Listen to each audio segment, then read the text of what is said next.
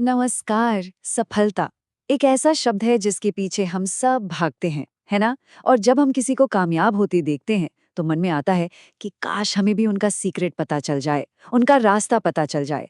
पर सवाल ये है कि क्या किसी और के रास्ते पर चलकर अपनी मंजिल तक पहुंचा जा सकता है? आज हम इसी नकल के भ्रम को तोड़ेंगे और ये समझेंगे कि अपनी कामयाबी का रास्ता खुद बनाना क्यों जरूरी है। चलिए शुरू करते हैं। अच्छा, एक बात सोचिए। जब भी कोई बहुत ही सक्सेसफुल इंसान, कोई एथलीट, कोई बिजनेसमैन या कोई आर्टिस्ट नजर आता है, तो दिमाग में सबसे पहला ख्याल क्या आता है?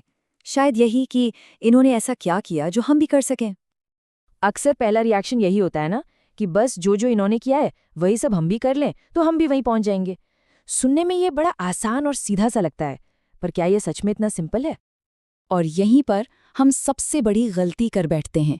हमारे सोर्स मटेरियल के हिसाब से किसी की कामयाबी को हूबहू कॉपी करने की सोच ही अपने आप में एक बहुत बड़ी भूल है।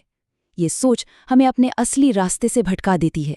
तो फिर सही तरीका क्या है? तो चलिए अब इस बहुत ही जरूरी फर्क को समझते हैं। देखिए, नकल करना और प्रेरणा लेना ये दो बिल्कुल अलग अलग चीजें हैं, और कामयाबी का असली राज भी यहीं छिपा है। देखिए, स्क्रीन पर दो बातें हैं। गलत तरीका क्या है? किसी के रास्ते की, उसके काम करने के तरीके की आंख बंद करके नकल करना। और सही तरीका? सही तरीका है उनकी सोच को समझना, उनकी मानसिकता, उनके प्रिंसिपल्स, उनका काम करने का तरीका, उसे सीखना और फिर उन सीखी हुई बातों को अपनी फील्ड में अपने तरीके से लागू करना। असली खेल यही है। ये बात इस एक लाइन में कितनी बढ़िया तरह से समझाई गई है।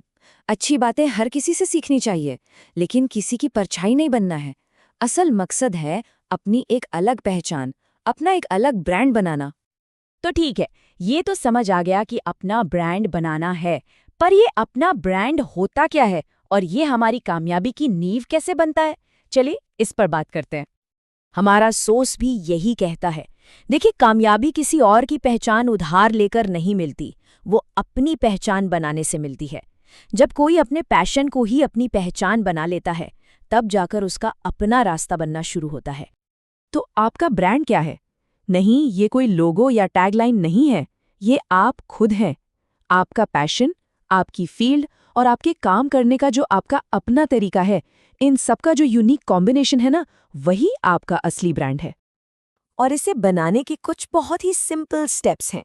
सबसे पहले वो काम ढूंढिए जिसके लिए दिल में एक आग हो, एक जुनून हो। फिर उसमें अपनी पूरी जान लगा दीजिए, पूरी लगन से काम करिए। और सबसे जरूरी, दूसरों को कॉपी करने के बजाय अपने असली तरीके खोजिए, जो सिर्फ आपके लिए काम करते हैं।